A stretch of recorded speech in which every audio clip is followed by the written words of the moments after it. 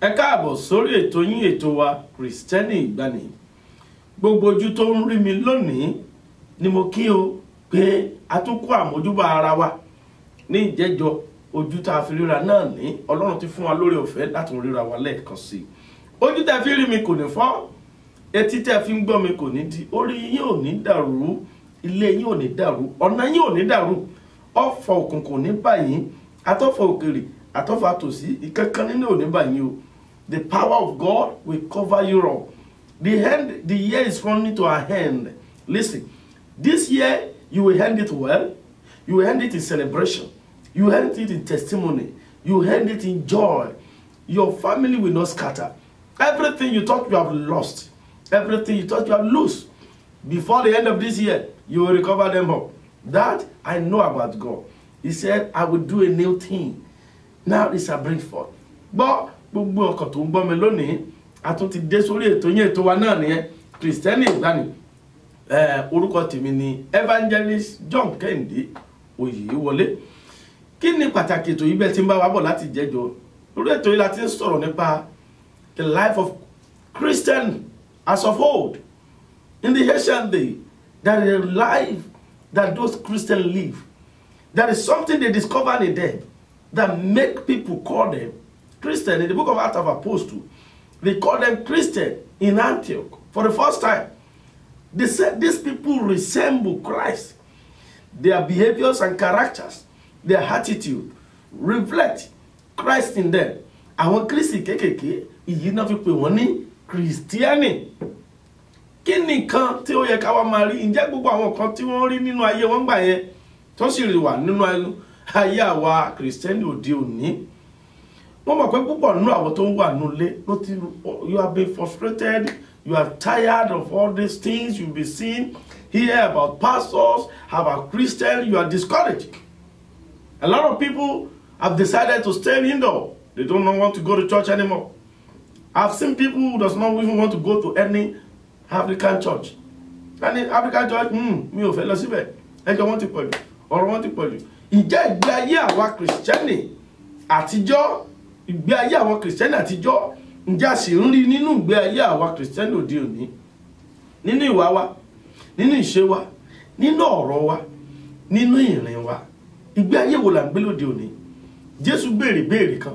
Jẹ́ kí n béèrè lọ́wọ́ ẹ̀yin tẹ́ ń gbọ́ mi gan. Ó lè jẹ́ tí èmi bá dé, ǹjẹ́ mo bá ìgbàgbọ́ láyé mọ́? Ìbéèrè ńlá ni ó. Ǹjẹ́ a lè béèrè? Ó ní mú mi délé Olúwa. Mú mi délé Olúwa. Mú mi délé Jésù. Ilé ológo. Ilé yẹn tá ń sọ̀rọ̀ nípa rẹ̀. Ìgbé ayé táwọn yẹn gbé nígbà yẹn ṣé ẹ̀mí àtìlẹ́sì ń gbé lónìí? Bàbá mi kan Evangelist Ojuade ọkùnrin kan tọ́lọ́run bá sì fún wa ní àǹfààní á sì gbé wọn wá sórí ètò yìí. Ó ní wọ́n ń wo ọ́ o, wọ́n ń wo mí o, wọ́n ń wò wá. Àwọn tó ṣẹ́gun ṣáájú wọ́n ń wò wá bí a ti ń jà. Father Abraham ń wò wá, bẹ́ẹ̀ sì ni Pétérù ń wò wá, wòlíì Jòhánù ń wò wá. Wọ́n ń wò wá o bí a ti ń jà. Wọ́n wá tún tẹ̀síwájú lórí ẹ̀. Wọ́n ní sí ọ̀run tí Pétérù ń lọ, láwa náà ń lọ. Sí ọ̀run tí Stephen ń lọ, láwa náà ń lọ. Sí ọ̀run tí Paul ń lọ, láwa náà ń lọ. Sí ọ̀run tí Jòhánù ń lọ, láwa náà ń lọ.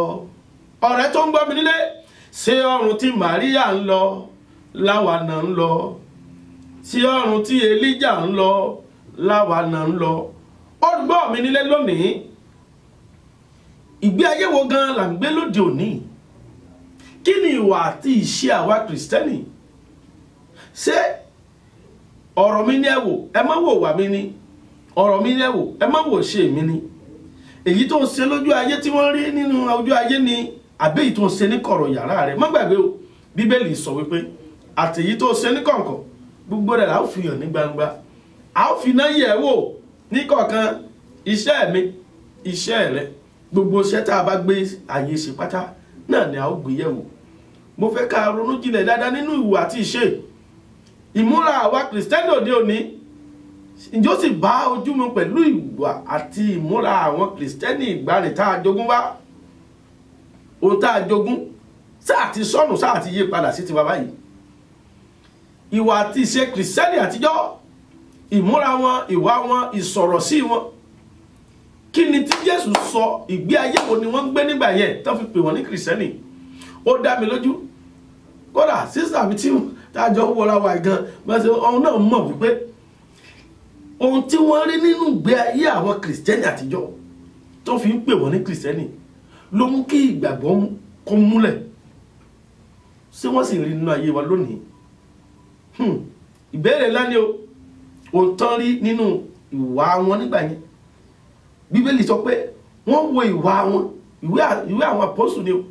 Ó ní wọ́n wo ìwà wọn, wọ́n sì rí wípé ìwà àti ìṣe àwọn eléyìí ó jọ ti Kristi. Àwọn Kristi kéékèèké wọ́n wá pè wọ́n ní Kristẹni. Kristẹni ìgbàanì lètò, Ancient Christian program. And I know that through this program you will be blessed. Everything that are going upside down in your life, God will straighten them. Èmi ni kankan ni mo máa ṣiṣẹ́ lónìí. Mo lálejò tí mo fẹ́ gbé wá sórí ètò yìí. Ìránṣẹ́ Ọlọ́run ni wọ́n, ikọ̀ Ọlọ́run ni wọ́n. Àwọn ni mo fẹ́ béèrè lọ́wọ́ wọn láti máa jọ wò ìgbé ayé wo gan, ìwà wo gan ló yẹ kán máa bá lọ́wọ́ ọmọ Ọlọ́run. Kí ni ìwà tí wọ́n rí nínú ìgbé ayé àwọn yẹn lọ́jọ́sí tí wọ́n fi pè wọ́n ní Kristẹni nígbà yẹn? Ǹjẹ́ ìwà yẹn wọ́n sì rí nínú ayé rẹ̀? Èmi tí mo sọ̀rọ̀ yìí, ṣé wọ́n rí nínú ayé mi? Ẹ jẹ́ ká jọ wò lónìí. Ìwà náà la fẹ́ sọ̀rọ̀ lórí lónìí. Ìwà wo náà rí nínú ayé wọn nígbà yẹn tí wọ́n fi pè wọ́n ní Kristẹni? Bàbá mi Òjó Adé náà ló tún kọrin yìí.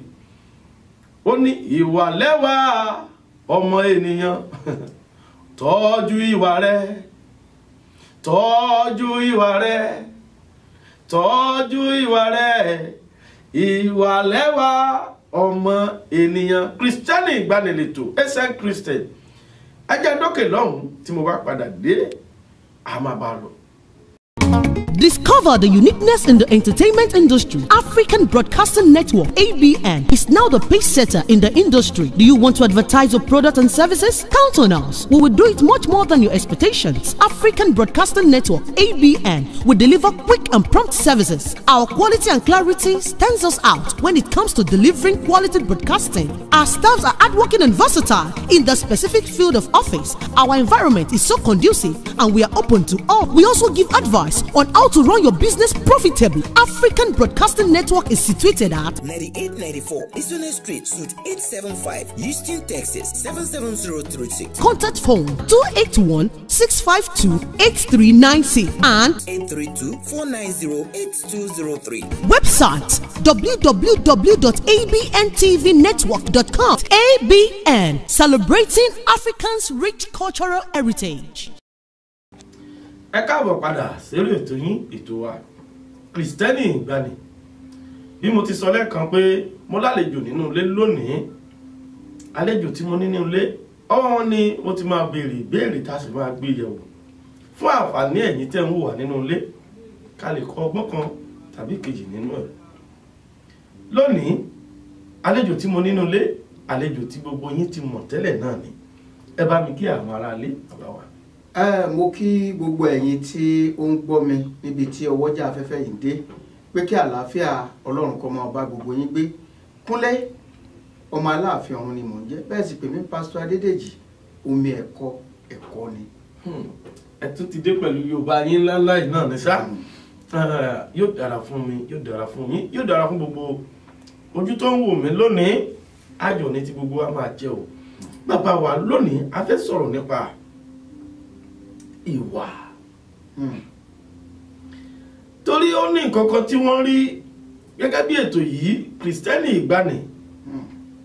Ó ní ohun tí wọ́n rí, ó ní àfojúsùn, ó ní tí wọ́n ti wò nínú ayé wọn kí wọ́n tó pè wọ́n ní Kristẹni nínú ìwé ìṣe àwọn apostle Heart of Apostle kó fi pè wọ́n ní kìrìsìtẹ́nì ní Áńtíókù lọ́jọ́sí látijọ́ kí ni ohun tí wọ́n rí tán fi pè wọ́n ní kìrìsìtẹ́nì.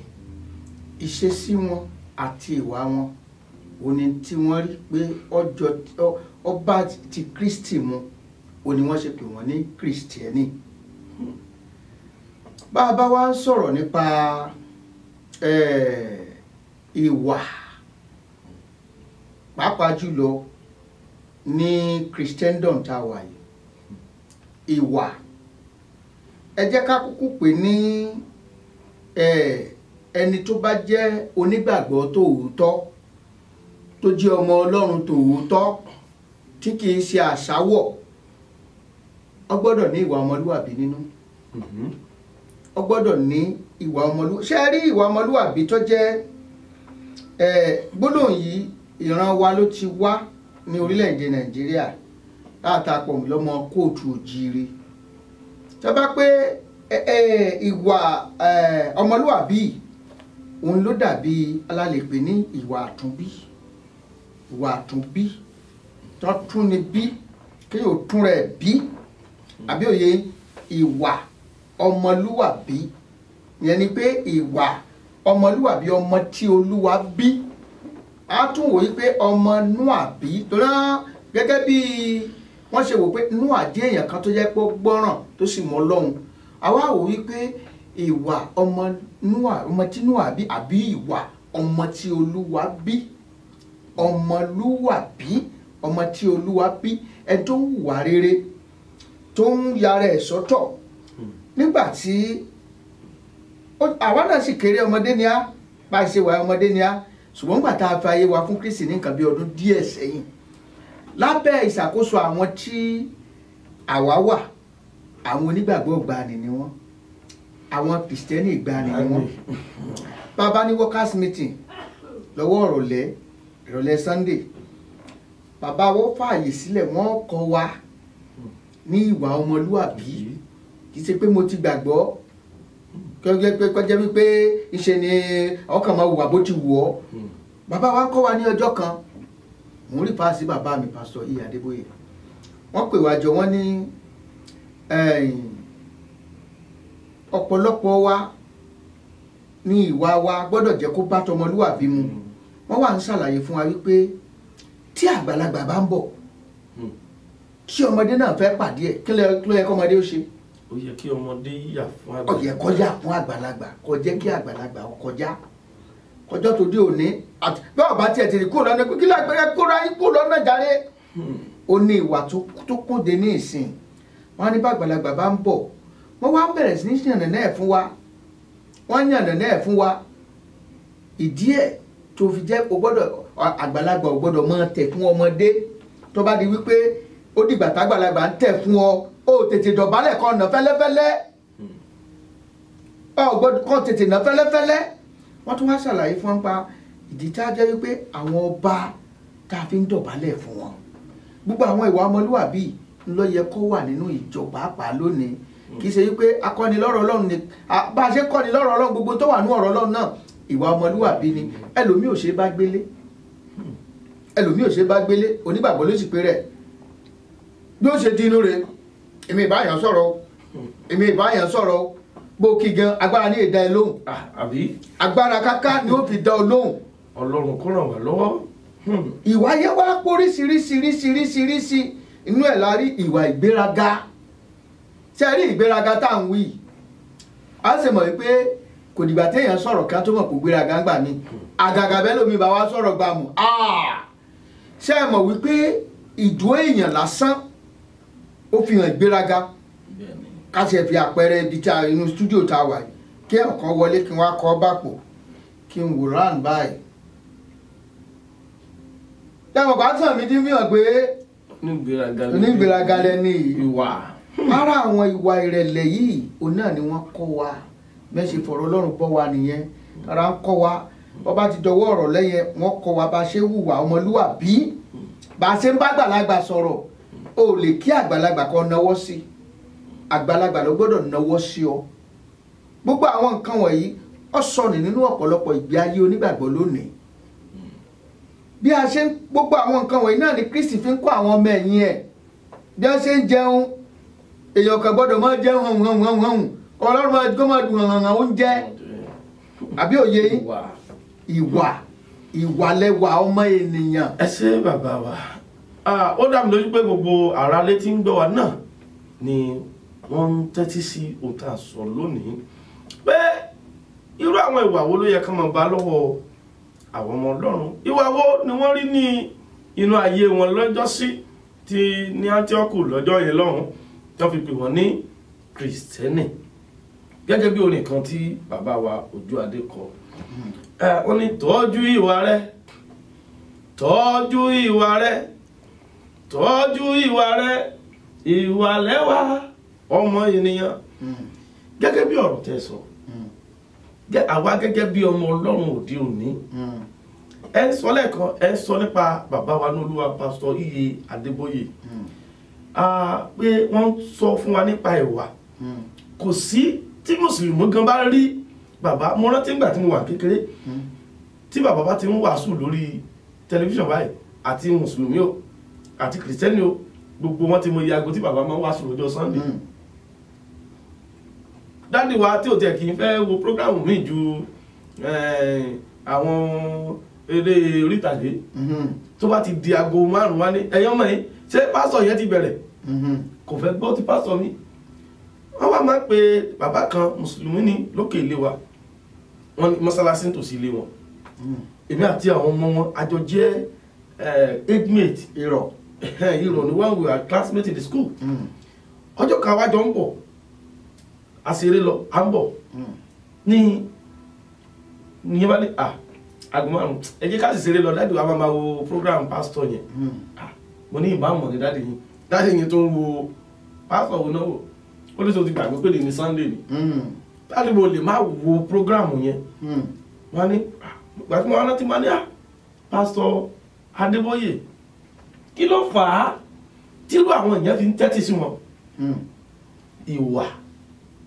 irú ìwà wo ló yẹ ká máa bá lọ́wọ́ àwọn ọmọ Ọlọ́run ìbéèrè mi kejì lọ́wọ́ yín nìyí irú ìwà wo gan-an ló yẹ ká máa bá lọ́wọ́ àwọn ọmọ Ọlọ́run kì í ṣe nínú ìjọ nìkan ṣé wà pé ní Áńtíókù kì í ṣe nínú ìjọ ni wọ́n ti pè wọ́n ní kìrìtẹ́nì níta ní àpéjọpọ̀ àwọn èèyàn ni wọ́n ti wò wọ́n táwọn kìrìtẹ́nì làwọn ilé irú ìwà wo gan ló yẹ ká máa bá lọ́wọ́ àwọn kìrìtẹ́nì lóde òní.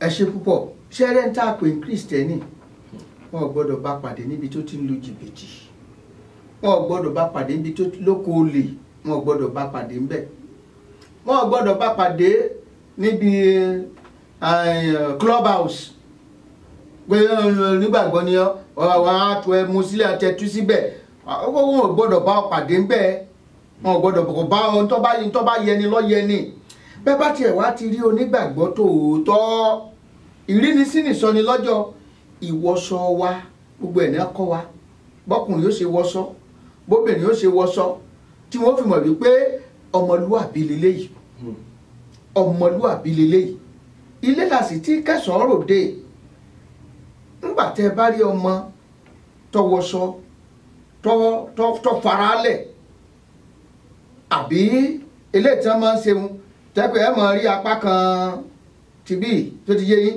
ìyẹn fún táwọn obìnrin ṣé kò ti kó wàhálà bọ́lẹ̀ àbí eléyìí tí wọ́n pè ní miniskirt kì í ṣe pé ká má wọ̀ wá chọ́ọ̀chì nìkan ọmọ Ọlọ́run ò gbọ́dọ̀ máa wọ̀ kí kò gbọ́dọ̀ máa wọ̀ kí tó tí wọ́n bá rí ọ wọ́n gbọ́dọ̀ rí ìwọṣọ rẹ ó fi hàn pé ọmọ Ọlọ́run ni ọ́ ìsọ̀rọ̀ rẹ ó ti hàn pé ọmọ Ọlọ́run ni ọ́ ìsọ̀rọ̀ wa bíbélì gan sọ ó ní jẹ́ kí gbogbo ọ̀rọ̀ ẹnu yín kó kún fún oore ọ̀fẹ́ gẹ́gẹ́ bí èyí tí a ti fi ọ̀dùn tí ó fi ẹ̀kọ́ fún àwọn ẹni tó ń gbọ́ ọmọ Ọlọ́run yìí sọ̀rọ̀ àṣà a kàn sọ̀rọ̀ àṣà sọ̀rọ̀ ṣàkátà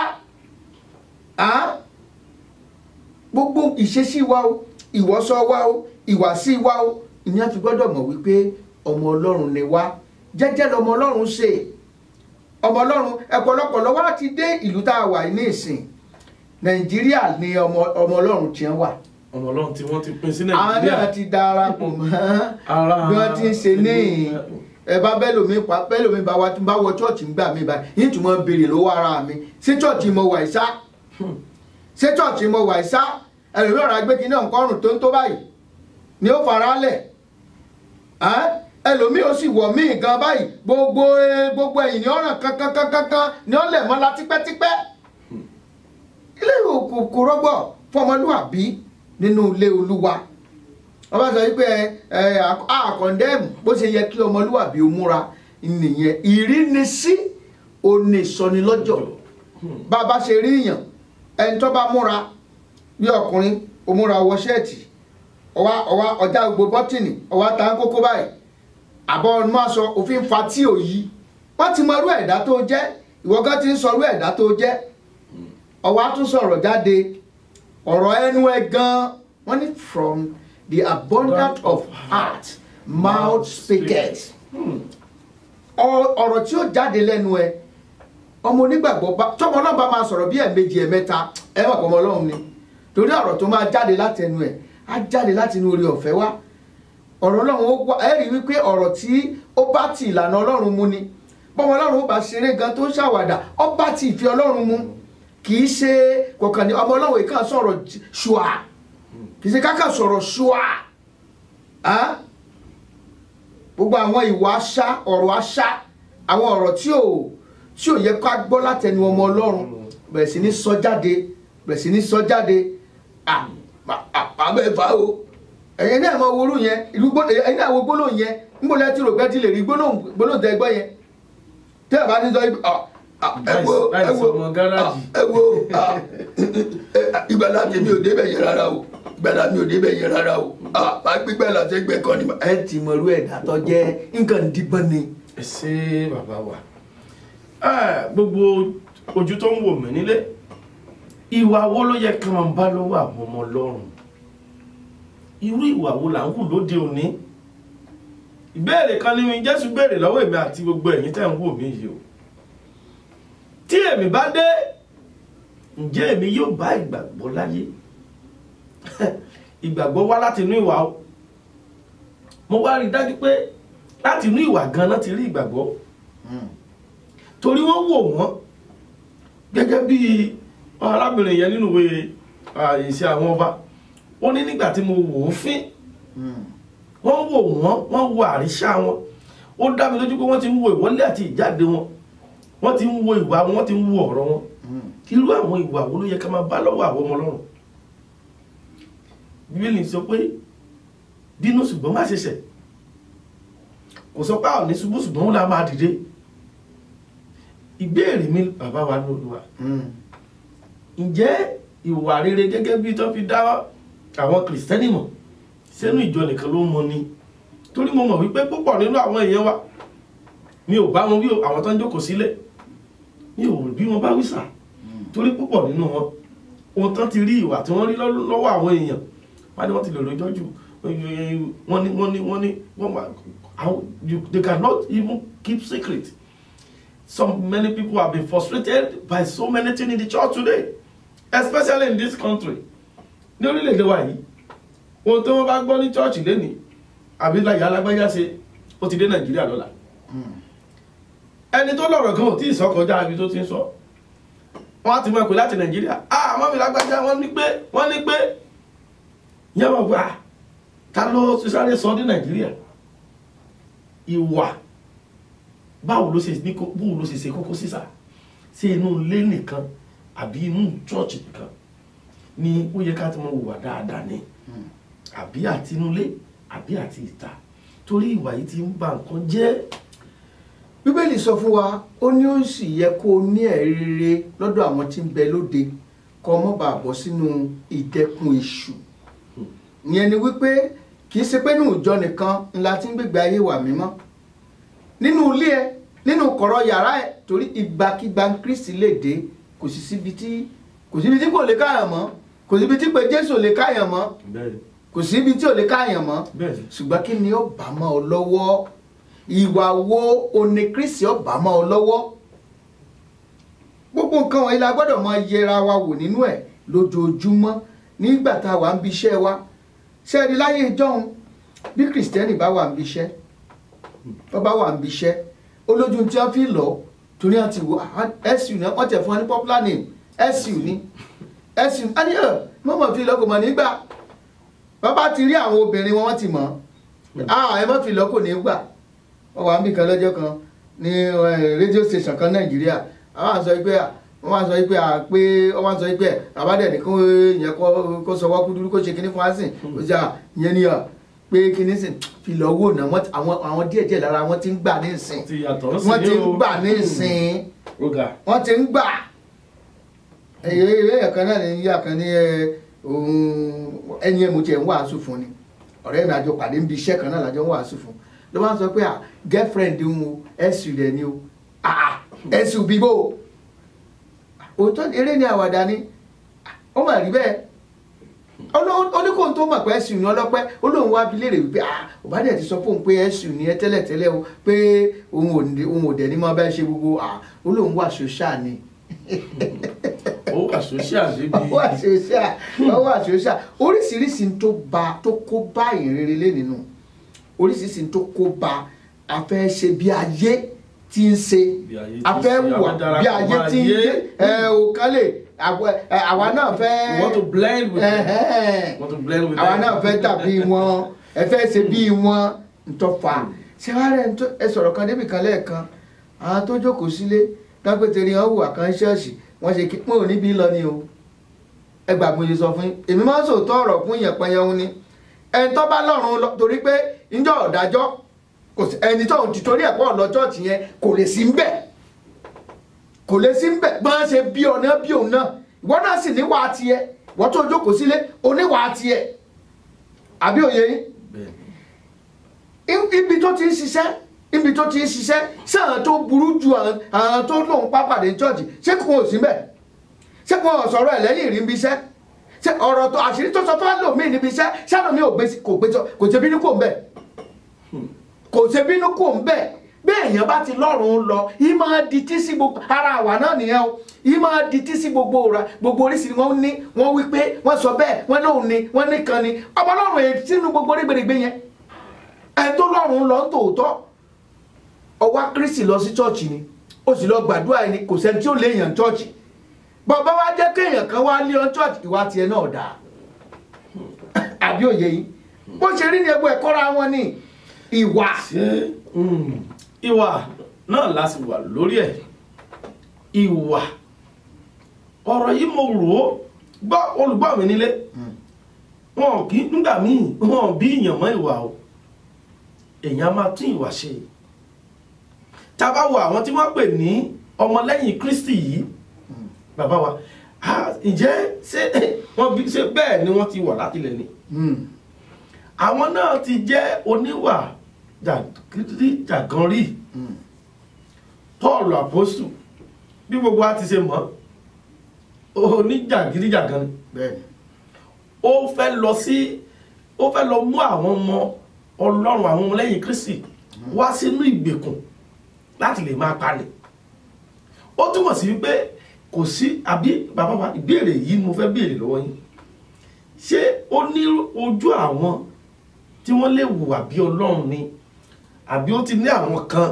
tí wọ́n tọ́lọ́ ti dá pẹ̀lú ìwà tán fi máa mọ̀ wọ́n pé ṣe ìbéèrè tẹ béèrè ìbéèrè gidi ni béèyàn bá sọ pé òun ti dọmọ Ọlọ́run tó ló ti dọmọ lẹ́yìn Jésù a gbọ́dọ̀ gba àwọn ìwà kan kúrò lọ́wọ́ ẹ̀ sọ pé èmi ni I'm used to be all temper Jésù gbọ́dọ̀ gbà kúrò lọ́wọ́ ẹ̀ all temper tí Jésù gbà kúrò lọ́wọ́ ẹ̀ pásọ̀ mi wà bẹ̀ ìyàwó pásọ̀ mi gan wà tó jẹ́ wípé a ní torí òun tá lọ temper ni Jésù gbọ́dọ̀ gbà kúrò ó gbọ́dọ̀ wà broken kí gbogbo àwọn ìwà yẹn kó kúrò láyé ẹ àwọn ìwà tó bá wà láyé èèyàn á kó lẹ́sẹ̀ àgbélébùú níbo ni Paul ṣe yẹn Paul oníjàgídíjàgan ni ìmọ̀ pa àwọn ọmọ ẹ̀yìn sí é ni ibi tí wọ́n bá ti ń dojúkọ ọ̀rọ̀ Ọlọ́run tí wọ́n ti ń sọ̀rọ̀ ọ̀tẹ̀ ibẹ̀ ni máa wà tẹ́lẹ̀ síbò náà lọ́wọ́ dẹni tí wàá sọ orí ọ̀fẹ́ yìí ọ̀nà ló sọ pé jẹ́ kí gbogbo ọ̀rọ̀ ẹnu yín tí ń jáde lẹ́nu kó jẹ́ orí tó kún fún orí ọ̀fẹ́ èyí tá a fi yọ̀dùn ẹni tó ń sọ̀rọ̀ tó ń tọ́jẹ́ pé jàgídíjàgan ni tẹ́lẹ̀ bí Jésù bá wọnú ayé ẹ ohun kan ti gbọ́dọ̀ di ẹ̀dá titun ìyẹn ni Jésù gan ṣe sọ fún wa nínú ìwé Jòhánù orí 3 ẹsẹ̀ ìkẹlò ẹsẹ̀ ìkẹta ó ní bí kò ṣe pé a tún ènìyàn bí òun kò lè jogún ìjọba ọ̀run yẹn ni pé ìjọba ti wọnú Kristi a gbọ́dọ̀ tún ọ bí àtúnbí yẹn ni wípé àwọn ìwà àtijọ́ ó gbọ́dọ̀ fi ayé rẹ sílẹ̀ ìgbé ayé tó ń gbé tẹ́lẹ̀tẹ́lẹ̀ kì í ṣe pé mo ti gbàgbọ́ ní ìsìn o mo ń lọ chọ́ọ̀chì o oní girlfriend mẹ́wàá tẹ́lẹ̀ ọwọ́ adínkù sẹ́yọ kan ọ gbọ́dọ̀ dá gbogbo ẹ̀ lẹ́ni kò ṣe é mánéèjì onítòóró ni ọ̀nà náà ìbá làwọn èèyàn ti ń gbà á pé tẹ́lẹ̀tẹ́lẹ̀ nígbà tí mi ti wà born again man friend mi pọ̀ ṣùgbọ́n ní ìsìn I just maintain one ó ti bà gbogbo ẹ̀ jẹ́ má maintain kankan bọ́ ọ bá fẹ́ jẹ́ ọ̀ṣàkálá bó sì jẹ́ òṣòkòló egbó wá ní kọ́ ọ̀ṣàkálá kò ṣòṣòkòló ìmọ̀ jẹ́ èèyàn yá bọ́ bá sin Ọlọ́run sìn. ẹ ṣé bàbá wa àlejò tí mo nínú ilé lónìí àwọn náà ni pásítọ̀ Kúnlé Adédèjì gbogbo àmọ̀ wọn sí Kúnlé Aláàfin Ọ̀run ìwà ni mo sọ̀rọ̀ lé lórí lónìí ìwà ọ̀pọ̀lọpọ̀ nínú wa ìwà tá a lè wù sí pásítọ̀ tó máa dàbí ọmọ Ọlọ́run tó bá délé ọkọ rẹ̀ á dàbí tọ́ọ̀gì tọ́kọ bá sọ yọ̀kan wàá sọ mẹ́ta ó dẹ̀ ń ṣe dáadáa sí pásọ̀ bíi ọmọlúàbí ó tí ì níwà o ìwà yìí ṣe pàtàkì inú ìwà gangan la fi máa mọ̀ pọ́mọ Ọlọ́run ni ọ́ nínú ìwà gangan la fi máa mọ̀ pé o ti ní Kristi ní tòótọ́ wọn ò lè sọ kí n má sọ tèmi wọn lè mi ọgbẹ́ mi tèmi náà lọ sílé alágbàfọ̀ ntọ́pọ̀lọpọ̀ máa sọ nìyẹn wọ́n gbọ́ ó lè sọ̀rọ̀ sí mi ẹ sáré pé mo dákẹ́ látọ̀ kan pásọ̀ mi àtúní mọ́ madam pásọ̀ ẹ ṣe sùúrù náà ẹ jẹ́ fún lésì ọ̀rọ̀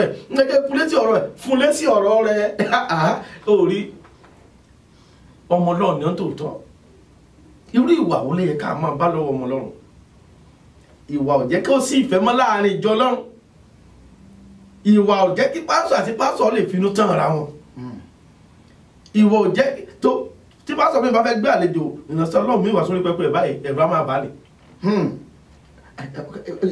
bí mo béèrè yẹn lọ́wọ́ yín ìlú ní ìṣọ́ àgùntàn ni kí ló tún lè fà yẹn. àbí ìwà wa lóde òní la fẹ́ sọ̀rọ̀ lé lórí àlejò tí mo gbé wá lónìí náà ni pásítọ̀ Kúnlé Aláàfin Ọ̀run Adédèjì mo sì dá mi lójú pé nínú nǹkan méjì mẹ́ta mẹ́rin tí wọ́n ti sọ ẹ ti di alábùkún fún nínú ẹ̀ kó tó di pé máa dókè lọ́hùn ẹ jẹ́ kí àlejò wa kàn bá mi súre fún gbogbo ẹ̀yin ará ilé ká tó máa lọ. orúkọ Jésù àmín. Olúwa tó ní ayé tó ní ọ̀run ọba tí jẹ́ èmi ni mo bẹ̀rù gbogbo wọn tí ń gbọ́ wa yìí jẹ́ kí agbára rẹ wọnú ayé wọn lọ. àmín Jésù. Olúwa ọ̀rọ̀ yìí tó ń jáde sí ayé wọn jẹ́ kó tún ayé wọn ṣe. àmín Jésù. àwa náà tá à ń sọ ọ̀rọ̀ yìí má jẹ́ ajé agbèrò lásán. àmín Jésù. bàbá ọ̀rọ̀ tá à ń sọ má jẹ́ ó dá wa lẹ́bi ní ìkẹyìn. àmín Jésù. gbogbo wa lápapọ̀ jáde ìjọba ọ̀run. àmín Jésù. káláyọ̀ ká yìn ọ́ lógo. àmín Jésù. Jésù Olúwa wa. àmín. ẹ ṣé bàbá wa ẹ bá mi sọ ilé ìjọsìn yín fún àǹfààní àwọn tí wọ́n máa fẹ́ darapọ̀ mọ́ yín àbí wọ́n fẹ́ pè yín fún àdúrà ẹ bá mi sọ. ilé ìjọsìn wa ni the Redeemed Christian Church of God Fountain of Power Orísun Agbára English Rock Yorùbá Parish ìjọ Redeem kan ṣoṣo tó ń sọ Yorùbá táwọn fàdúà à ń gbàdúà lédè Yorùbá pọ́nbélé ṣùgbọ́n torí àwọn other African country tí wọ́n darapọ̀ mọ́ wa a máa ń ṣe ògbùfọ̀ yóò dáa fún tẹ́ bá darapọ̀ mọ́ wa ilé ìjọsìn wa wà ní number 11965 Bisonet Street number 11965 Bisonet Street Suite 106 Houston, Texas 77099 ibi tá a kalẹ̀ sínú. ẹ ṣé ẹ lè bá àwa pàdé níbi tí ó tún. wọ́n sì lè pè mí lórí 281 857 36 58 281 857 3658. ẹ ṣé bàbá wa ní Olúwa inú wa dùn láti rí yín lórí ètò yìí ó dẹ̀ tún dá mi lójú pé tá a bá tún pè yín gbà mí ẹ̀ tún jẹ́ wa pẹ̀lú ògo Ọlọ́run. ẹ gbọ́ àyàrálé ẹja sáré dókè lọ́hùn náà mò ń bọ̀.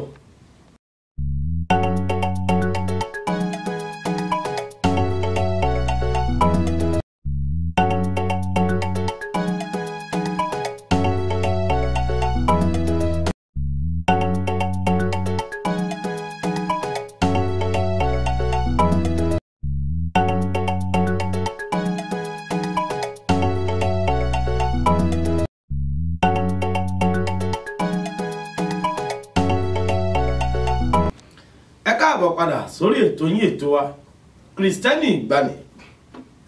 Ìgbàanì mo gbàgbọ́ pé gbogbo ọkàn tó ti ń bá wa bọ̀ látàárọ̀ ẹ ti ń jẹ àǹfààní kan tàbí ìkejì. Orúkọ tèmi lẹ́ẹ̀kan sí ni Evangelist John Kẹ́hìndé Oyèwọlé ọmọ arúgbó ọjọ́. Kristẹni Ìgbàanì ìwà là sọ̀rọ̀ lé lórí lónìí. Ìwà ṣe kókó, ìwà ṣe pàtàkì. Kìí ṣe pé gbogbo wa la pé tán, ṣùgbọ́n oore ọ̀fẹ́ wà fún wa láti ṣàtúnṣe nínú ìwà. Ìwà ni wọ́n fi dá àwọn Kristẹni Ìgbàanì mọ̀. Ìwà tí wọ́n hù ní kọ̀rọ̀ wọ́n yẹ̀ wọ́n wò, nínú ìrìn wọ́n wò wọ́n, nínú ọ̀rọ̀ wọ́n wò wọ́n, nínú ìmúra wọ́n tún ṣe àyẹ̀wò wọn, nínú ìṣe wọn wọ́n ṣe àyẹ̀wò wọn. Ẹni tó yẹ́láyà ń léwà nú wọn wọ́n ṣe àyẹ̀wò wọn, ìṣe àti ìwà wọn láàrin inú ilé. Kristẹni Ìgbàanì ìwà ni wọ́n fi pè wọ́n ní Kristẹni táwa náà jogún bá lónìí, tí gbogbo wa fi ń pera wa ní Kristẹni. Ìwà yìí ó ṣe kókó, ìwà ṣe pàtàkì. Olùgbọ́ mi nílé, níjọ́ mọ̀ pé ìwà lè mú kó má dọ̀rùn, ìwà lè ní kí má dọ̀rùn, ṣùgbọ́n àti wà tèmi tá jọ ń gbọ́ra wa lónìí àti gbogbo ojú tí ń wò mí, a ò ní pàdánù ilé yẹn, ìjọba ọ̀run ni. Ìwà ṣe pàtàkì. Ìwà nínú ìjọ, ọ̀pọ̀lọpọ̀ aya nínú ilé kò mọ̀ wá hù nínú ilé. You don't even know how to talk to your husband. That will even show to your husband that you are a true child of God. You are a Christian. Christianity is not a religion. Don't make mistake about Christianity. It's not a religion. The Bible said in the book of Acts of Apostles that when they saw them in Antioch, they discover, they look at them, they study them, and they come with the conclusion that these people are Christian through their character, through their behaviors, through the way and the manner of their approach. Ọ̀pọ̀lọpọ̀ nínú wa la mọ̀ wá hù mọ́ o. Nígbà tó ọ̀pọ̀lọpọ̀ wa ṣẹ̀fàyè wa fún Jésù, la ní ìwà tútù bí àdàbà. Tán bá tẹ̀ wá mọ́lẹ̀ gan, àwa la tún máa sọ pé sorry, torí pé a fẹ́ sọ̀rọ̀ ẹ̀ṣẹ̀. Àmọ́ tá a máa sọ tó máa bí Ọlọ́run nú, à ń sá fún, à ń sọ ìwà wa. Ṣùgbọ́n sáà sì ń sọ lẹ́nìí. I discovered that a lot of people, a lot of us that we come from our nation, Nigeria, once we cross to this country, we become somebody else entirely. Jésù ń lọ láti ibìkan sí ibìkan ni o. Bẹ́ẹ̀ làwọn ọmọ ẹ̀yìn náà ń lọ láti ibìkan sí ibìkan. Ìwà yìí àti ìṣe yìí kò yí padà nínú wọn. Ìwà náà sì fi ń dá wọn mọ̀ pé Kristẹni ni wọn. Tẹ́ bá wo ìrìnàjò tí wọ́n ti jọ rìn pẹ̀lú Kristi, ẹ rí wípé kò ń ṣe ìlú kan ṣoṣo ni wọ́n wà.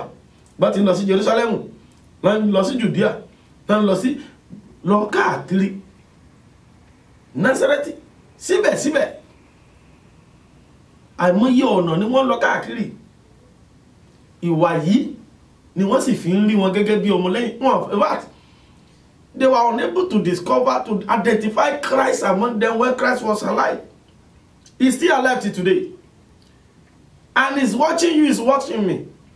Bí orí bàbá wa tí mo kọ lẹ́kan. Ó ní wọ́n ń wò wá o, wọ́n ń wò wá o, wọ́n ń wò wá. Àwọn tó ṣẹ́gun ṣáájú, wọ́n ń wò wá bí a ti ń jà. If they are watching you, and they are seeing what you are doing in your closet, do you think you are qualified to be in their midst in heaven when Christ comes? Kìí ṣe wàásù nìkan náà fi ń pọ̀nyàn lọ́mọ Ọlọ́run, kìí ṣe mírẹ́kù o. Gbọ́ ẹnu rẹ̀ lè dùn bí àwọn olórí ìtàgé, kódà o lè torí pé o fẹ́ preach, o fẹ́ gain àwọn ènìyàn kó lọ study English. You want to speak like Americana, you want to speak like British, you want to speak anyhow. Tí o bá sí wà nú ẹ̀, òfo lásán ni o. O mọ Bíbélì, kò sí tó mọ̀ nínú Bíbélì. O lè pàdé láti Genesis to Revelation. Ṣùgbọ́n ìwà yìí náà ní ìṣòro. Ọ̀rẹ́ mi, ìwà ṣe kókó nínú ìrìnàjò. Ìwà ṣe kókó nínú ìrìnàjò. Ìwà yìí jẹ́ ohun tá a gbọ́dọ̀ fojú tó láwùjọ àwọn ọmọ Ọlọ́run. Mo nílò láti ṣàtúnṣe tèmi, ìwọ náà nílò láti ṣàtúnṣe tiẹ̀. Bó ti ń tabára alẹ́ ní tabára oko. Ìwà nínú ìwà ní ìbànújẹ́ wà. Nínú ìwà ní èròkérò. Nínú ìwà wo ọ̀rọ̀ ẹ̀yìn. Èpè ọmọ Ọlọ́run mi ẹ bá rí ní church tó bá ń kọrin báyìí ní yé áńgẹ́lì dé o. Ọkùnrin tí ò bá ti marry tó bá rí young sister tó ń kọrin bí wo tó bá tún rí ọ nínú ilé. And ẹ ṣọ́ pé sister tó ń kọrin lẹ́ẹ̀kan nìyẹn. No, I doubt it. Kò jẹ́ ohun wọn ti yàtọ̀ síra wọn. The same sister that was singing on the altar like an angel of God, you get into her closet and becomes different being. Ìwà ṣe kótó olóòrọ̀ kan fẹ́ o gbádùn ilé rẹ kọ́ ló gbádùn, ìwà rẹ ló tọ́jú. Ọ̀pọ̀lọpọ̀ ni ò ní àlàáfíà nínú ìgbéyàwó, nínú ilé wọn. Wọ́n máa lọ sí náà fi abájọ táwọn wòlíì òkè náà fi wọ́n jẹun, wọ́n ṣe ni wọ́n fi ń jẹun. Wọ́n nílò owó rẹ o, wọ́n fẹ́ ra jet, wọ́n sì fẹ́ ra tó. Mo máa sọ kọ́kọ́ ní church mi, máa ní tó o bá kówó rẹ fún mi, ibi tó yẹ kó o ti ṣàtúnṣe níwájú Ọlọ́run tí o kọ̀ tó o ṣe, tó o bá kówó rẹ fún mi, màá ra bàtà tí máa dán, màá ra aṣọ tí wọ́n ní yé pásọ̀ yìí wọ́n ní dírẹ́sì o. Kò sí ìtẹ́nitì kan tó dá owó, ṣùgbọ́n ìwà rẹ̀. Olùgbọ́ mi, ìwà lè dá àdúrà nù. Wọ́n ní wọ́n sọ ìran fún mi, ìran yìí ò tí ì ṣẹ. Ìwà rẹ̀ gan ò jẹ́ kí ìran ṣẹ. Ṣé ìwà rẹ̀ gan jẹ́ kí ìran ṣẹ? Ìwà ẹlòmíì ló ń kó bá ìran ọ̀la. Ẹ jẹ́ ká wò ó nínú ìwé Genesis orí 9. Ó dá mi lójú pé Háàmù gan ti mọ̀ wípé àsọtẹ́lẹ̀ ọjọ́ ọ̀la wà fún un. Kénáánì tá a bí fún ọmọ ológo, olóríire ọmọ tá a fún, ọmọ olókìkí, ọmọ tí ó jẹ́ orílẹ̀-èdè kan. Bíbélì wípé nígbà tí Mósè ní ká lọ bẹ̀bẹ̀ wò, ilẹ̀ wo ǹjẹ́ wọ́n lẹ̀ tán ní ká lọ bẹ̀ wò? Ilẹ̀ Kénáánì ọjọ́ sí tán gégùn fún. Pé ẹrú àwọn ẹrú ni yóò jẹ́. Àbẹ́ẹ̀rí ìwà bàbá rẹ̀ ó sì bà ọjọ́ ọ̀la ọmọ rẹ̀ jẹ́. Nítorí pé kíni? Ó wọnú ilé bàbá rẹ̀. Bíbélì pé and he entered into the tent of his father and he discovered his father naked. Kò lè bọ́ àṣírí ìhòhò. Ó ti rí ibi tí ìwà ti ń kó ọ̀pọ̀lọpọ̀ nìyẹn o. Ọ̀pọ̀lọpọ̀ wa àwa pásítọ̀ tán bá ti sọ̀rọ̀ fún ọba òní wàá fi wàásù lórí pẹpẹ tó bá yá wà lóòrí yàn nínú ìjọ rẹ̀. Ìwà ní òòró láàánú, ìwà ní òjẹ́ orí. Ọ̀tọ̀ ní ìgbé ìwọ, ọ̀tọ̀ ní àdúrà, ọ̀tọ̀ ní àwẹ̀. Ó lè gbàwẹ̀, ó lè gbàdúrà, kó jẹ́ pé ìwà lásán ni oníjó oré sí. Ìjó ti ẹ̀rọ rí pé kí ló dé tí ìrànjọ́ pípẹ́ òṣèlú ayé rẹ̀. Gbèrè lọ́wọ́ àwọn kìrìsìtẹ́nì ìgbàanì, ìwà ni wọ́n fi ń délẹ̀ lérí. Gbogbo tọ́lọ́run sọ nípa ayé wọn ló ṣẹ, nítorí wọ́n ń wu ìwà tó ní ṣe pẹ̀lú ìrìnàjò ayé wọn. Wọn ò dá Jésù mọ̀ láàrin àwọn ọmọ ẹ̀yìn. Ìwà yìí kò sọ pé Ọlọ́run ni mí. Ẹlòmíràn ni I'm the one financing this church, so you cannot talk to me anyhow. How much are you giving? You that you are contributing just $1, $2. I'm the one sponsor. Go and ask your pastor. Hello, auntie. bọ̀dá mi olówó àmọ́yé àwọn olówó bàbá ọkùnrin kan kọrin nínú orin bàbá Ayẹwà ó ní ó ti rí olówó kan wọ́n ló rọkọ̀ òkú inú wa dùn nígbà tó rọkọ̀ òkú ó ní ṣùgbọ́n tó ṣe láàánú ni pé nígbà tí olówó yìí máa kú o wọ́n máa sí ọkọ̀ òkú mọ́ bọ̀dá olówó bàbá olówó ìwọ ló sponsor church ìwọ ló rán wọn lọ léèwé ibi tó yẹ kó o ti dúró kó fọkànbalẹ̀ jẹun ó ti fọ̀rọ̀ inú àti ìwà rẹ̀ ó ti fi bá bẹ̀jẹ́ wọn lọ́mọ Ọlọ́run làwọn wọ́n ti ní kó ra kan sí church torí kó lè rí ọkọ rere gbogbo tán ní kó rà ló ti rà ṣùgbọ́n ọmọ ọkọ rere náà ó tún wò pé ha kí ló tún dé ìwà rẹ̀ ń kọ́ àbúrò pé mo máa ń sọ̀rọ̀ kan ní ọ̀dọ̀ mi máa ní kó tọ́ pankéèkì sójú ẹ̀yin obìnrin tí mo ń sọ kó tọ́ pankéèkì sójú kó fi tùró lé kó tún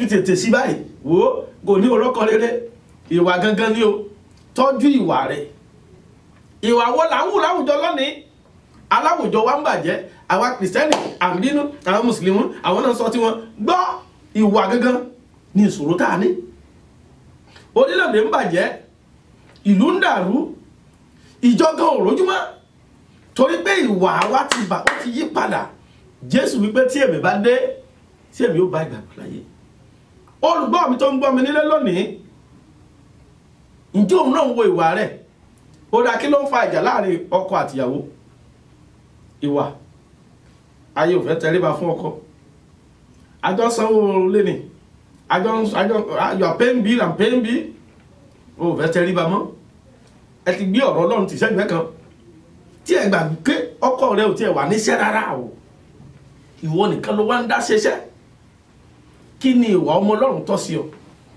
kò tiẹ̀ yẹ kán mọ̀ rárá pé ìwọ ló ń dẹ́rù gbé. Let God appreciate you. It's not that your husband is happy. He also appreciates you too. Don't be proud. This character is so important to your soul. It can waste away everything you have labored for. And that's where it can help you to where you never thought you can be in a life. Ìwà náà la sọ̀rọ̀ lé lórí lónìí. Ọmọdé níwà tiẹ̀ tó gbọ́dọ̀ máa wò bẹ́ẹ̀ ni àwọn àgbà níwà tí wọ́n tó gbọ́dọ̀ máa wò ìwà tí àwọn òbí ń wù nílé àwa tá ń pera wa ní ọmọ Ọlọ́run àwọn ọmọ pásítọ̀ mi á sọ pé I don't want to be a pastor, I hate to be a pastor. Why? Ẹ bèrè pé ìwà wo ni bàbá wọn wù nílé. Our father in the law Pastor Hiye Adeboye ẹlòmíín gbé ọmọ wọn ló ń ṣe àjọjú kínní our father in the law àlọ́ Bishop Oyedepo ọmọ wọn ló ṣe bẹ́ẹ̀ ni ṣe báwọn pastor kan lọ́mọ wọn ò tẹ́ fẹ́ ṣe pastor rárá he just want to be a pastor. Mo rántí ọdún díẹ̀ sẹ́yìn nígbà tí ó tó di àkókò káwọn ẹ̀yìn gbéyàwó ẹni tó yẹ kí n fẹ́ ń gbà yẹn ni mọ́mí ẹni no you cannot marry evangelist, you want to carry load the way I carry the load.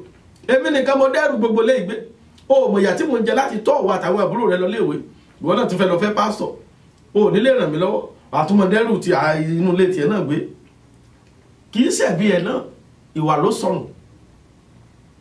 Ìwà ṣe kókó. Ìwà wo làwọn ọmọ yín wù nílé ìwé o ní wọ́n pè láti school wọ́n complain your daughter is behaving abnormal, your son is rude in the school, he's insulting the teachers, he's doing this, he's doing that, beating the other student. Why?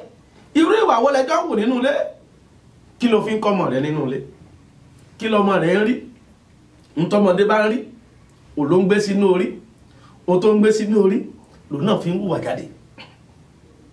Àwọn ọmọ Ọlọ́run lónìí Kristẹni ìgbanilétò níbi tá a ti fẹ́ dára wa padà sínú Bíbélì bí Bíbélì ṣe ní ká máa gbé ìgbé ayé wa gan ọ̀nà tó ní ká máa tọ̀ ìwà wo ló ní ká máa wò kí ló ń ba ayé jẹ́ lónìí. Ìgbé ayé àwọn Kristẹni àtijọ́ ǹjọ́ sì wà níbẹ̀ lónìí. Ìwà tí wọ́n rí láyé wọn látijọ́ tó fi pè wọ́n ní Kristẹni ǹjẹ́ wọ́n rí nínú ayé tiẹ̀ náà sáàrin lóde òní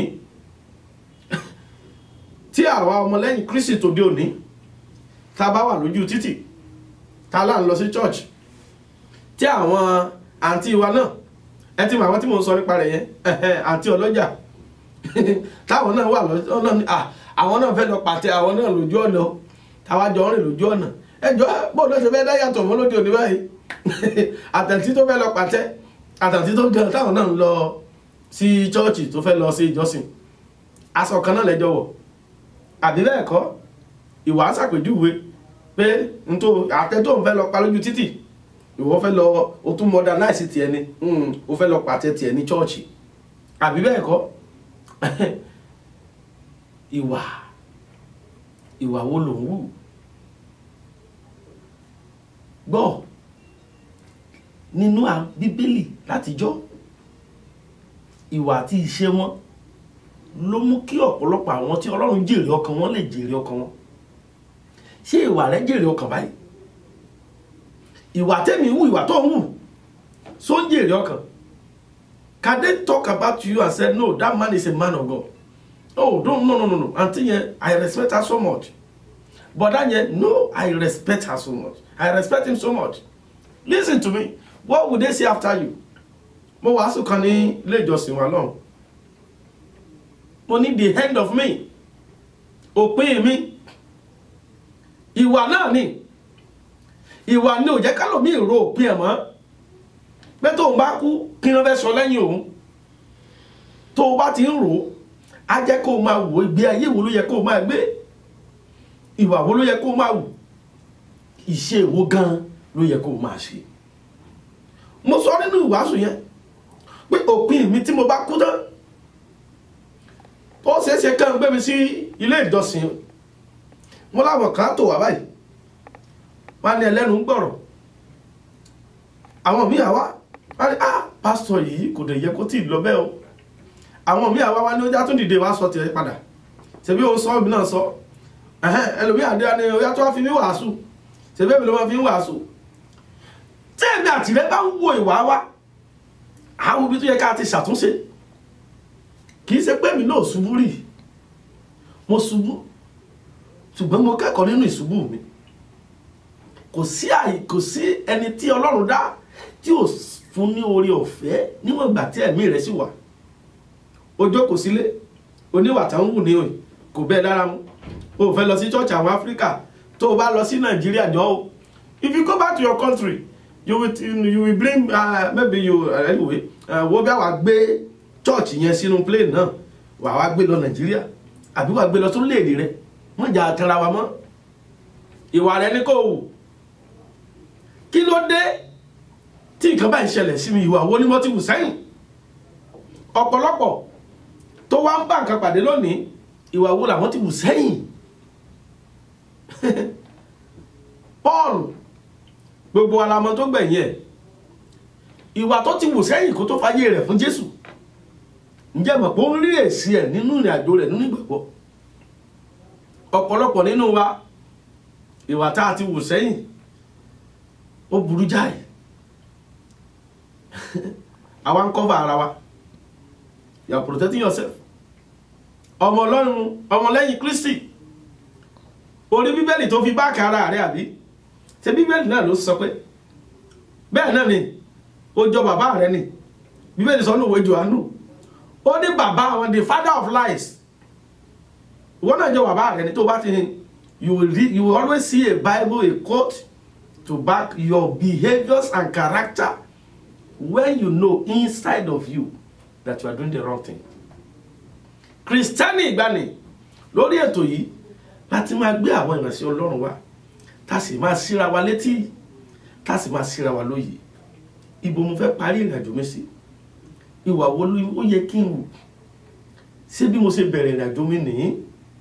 Ìgbé ayé wo gan ni mo ń gbé? Ǹjẹ́ o ti dá jókòó? Ǹjẹ́ mo ti dá jókòó? Ìgbé ayé wo ni mo ń gbé?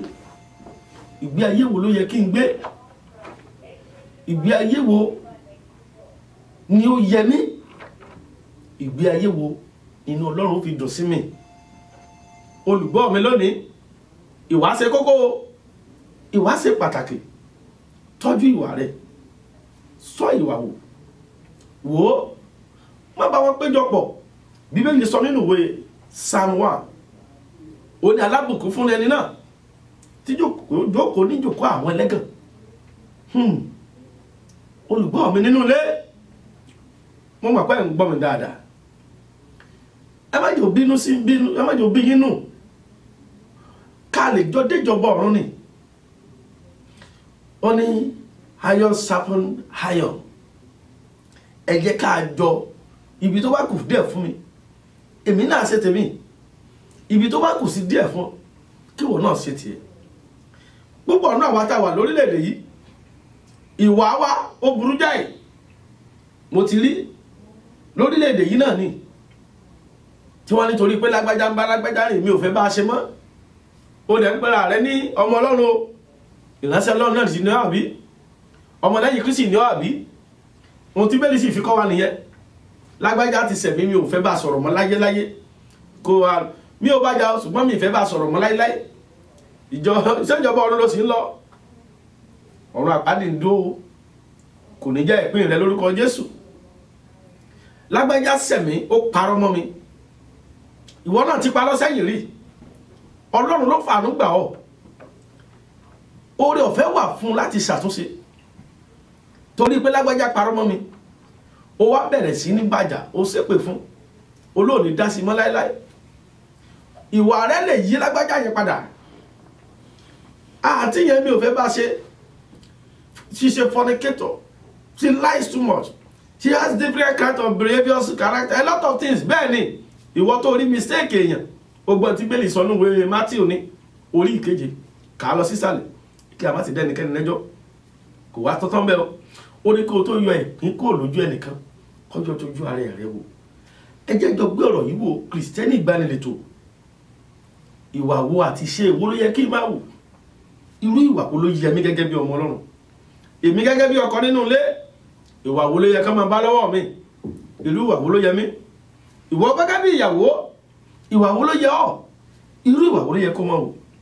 Ìwọ gẹ́gẹ́ bí ọmọ Ọlọ́run, ó ní ilé láti ń kẹ́sọ̀ọ́ ròde. Irú ìwà wo ló ń wù nínú ilé? Hey!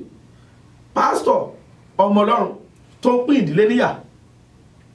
Ó ń pín ọmọ níyà sí ìyá rẹ̀. Ó ń sọ̀rọ̀ wọn ní síra wọn. Ó wá ń kẹ̀yìn wọn síra wọn. Ìwà wo ló ń wù? Ṣé ntọ́lọ́run fi rán wa nìyí? Irúgbé ayé wo là ń gbé? Ó mọ̀ wípé gbogbo wa nínú ilé bẹ́ẹ̀ sí ń wò mí, àjọ ń di kankan mú nínú ẹ̀. Oore ọ̀fẹ́ Ọlọ́run yóò tó fún ọ, yóò tó fẹ́mi náà.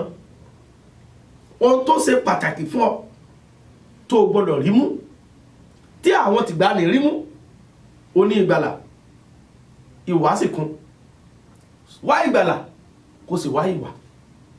Ó tó ó dá mi lójú pẹ̀lú ìgbàlà àti ìwà rẹ̀. Pàdélé àtẹ̀mí àtirẹ̀ àtúnjọ pàdé lẹ́sẹ̀ Jésù. Oore ọ̀fẹ́ Ọlọ́run kò ní dágbére fún ọ. Ojú tẹ́ fi wò mí kò ní fọ́. Etí tẹ́ fi ń gbọ́ mi kò ní di. Ẹ gbọ́ o, gbogbo ilé yín lẹ máa fi ayọ̀ parí ọdún yìí. Ìbànújẹ́ ò ní jẹ́ tiyín. Ẹ já padà sínú Bíbélì. Ẹ já padà sẹ́sẹ̀ àárọ̀ ìgbàgbàlá wa.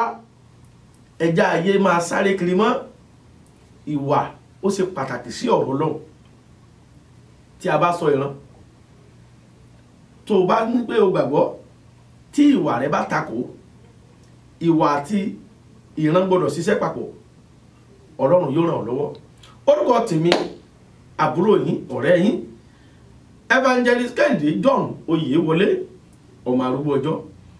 Bóyá ẹ ní àwọn ìbéèrè tẹ́ fẹ́ béèrè, ẹ lè tẹ àtẹ̀jíṣẹ́ yín kẹ́ fi ránṣẹ́. Ẹ ti rí àwọn nọ́mbà tó ń lọ, ẹ tẹ̀ ẹ pè. Gbogbo ìbéèrè pátá la máa kà, á sì fún yín lésì níjọ́ mẹ́jọ. Mo gbàgbọ́ pé yóò sì dára fún yín. Bóyá pásítọ̀ ní ẹ ní ìsọjí, ẹ dẹ̀ fẹ́ ká bá yín polówó ìsọjí yín nínú iṣẹ́ ìránṣẹ́ yìí, ẹ máa bọ̀. Ó dá mi lójú pé sísà mi wà nílé. Ẹ̀rù sígbà tẹ́ débi tí wọ́n dá yín lóhùn. She's a very nice sister that I so love so much. In fact, ṣe ló dàbí pé kó jẹ́ ìyá kan lójó bí wọn. Mo kí wọn lọ́hùn, Sister Bánkẹ́ lórúkọ wọn. Ó dá mi lójú pé Ọlọ́run mi á kú máa bá mi dá wọn lọ́lá. Àwọn ọ̀gá wa pátápátá olórí oko bámbàm, àwọn náà wà níbi iṣẹ́ lọ́wọ́ báyìí. Ó gbàgbọ́ pé Ọlọ́run á bá mi dì wọ́n lọ, á dì wọ́n mú. Iléeṣẹ́ yóò kù ní jóná, yóò mọ gbòòrò sí ni. Àánú Ọlọ́run dẹ̀ ní dágbére fún iléeṣẹ́ yìí. ẹ gbọ́ o bí ẹ ti ń fẹ́ràn iléeṣẹ́ yìí tí ẹ sì ń gbàdúrà fún wọn bẹ́ẹ̀ lọ́lọ́run á máa fẹ́ràn ti yín náà o ojú tẹ́ fi ń wò wọ́n tẹ́ fi ń wo iléeṣẹ́ yìí ní gbogbo ìgbà ABN television mo dá mi lójú pé ojú yẹn ò ní fọ́ etí tẹ́ fi ń gbọ́ wa kò sì nídìí lágbára Ọlọ́run ní ọjọ́ mẹ́jọ ẹ tún pàdé mi Evangelist Kẹ́hìndé John Oyèwọlé ẹ lè pè mí sórí ẹ̀rọ ìbánisọ̀rọ̀ mi 346-971-1877 346-971-1877 yóò dára fún mi àti yín. God bless you. Ìgbòho irun orí mi bàjẹ́ kìkì ahọ́n. Ìgbòho irun orí mi bàjẹ́ kìkì ahọ́n. Kí wọ́n parapọ̀ gbogbo wọn mọ́ tó láti fi ní ìfọ̀lùwà. Mọ́ tó láti gbé Jésù ga fún rere láyé mi. Hey, Salma